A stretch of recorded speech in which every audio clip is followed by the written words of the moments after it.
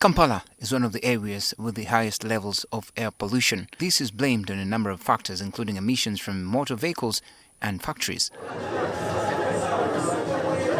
Another big challenge has been the continued plastic pollution in the city. The National Environment Management Authority is now engaging government for a change in policy to do away with plastics in all public institutions, as the Executive Director, Dr. Kampala explains. So government cannot promote what is not in policy or law, and NEMA is part of that government. So what NEMA can do is to preach to government, convince government to change policy.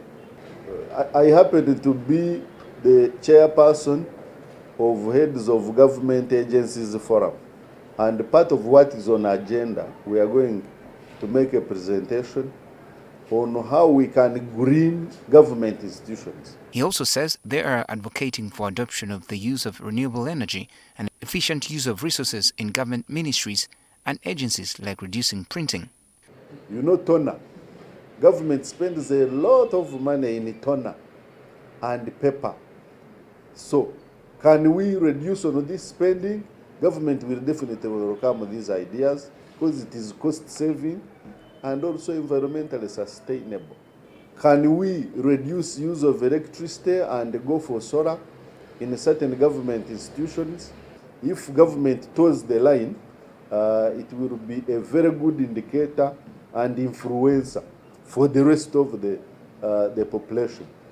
How about if we said all government vehicles should be electric? Since last year, the authority has intensified efforts to clear wetlands of all encroachers, with operations yesterday targeting areas like Nambigira wetland in Wakiso. Dr. Kampala defended the continued restoration efforts across the country, which he says are to continue, noting that the cost of inaction would be much higher. So the restoration, because of that importance, must happen. If it doesn't, the cost will be so much high we cannot afford it. He also responded to concerns over accusations of double standards in enforcement of the law targeting the small fish. Where a factory is already in existence legally, it cannot be wished away because it went there legally.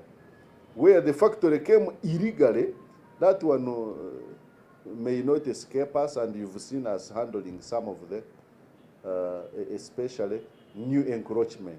Meanwhile, he explained that the authority is using a two-pronged approach in pushing compliance with the introduction of the Environment Sustainability Awards, aimed at recognizing excellence in sustainability initiatives as one.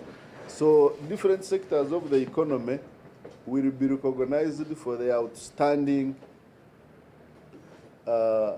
performance in the sustainability initiatives.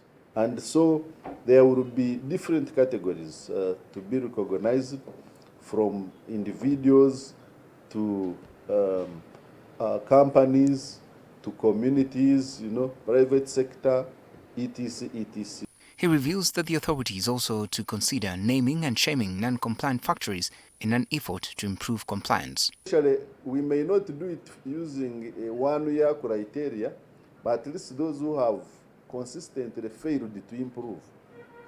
Maybe we could give a threshold of, say, 3 years, and then within 3 years, if there is no improvement, you become a candidate for public shaming. Benjamin Jumbe, NTV.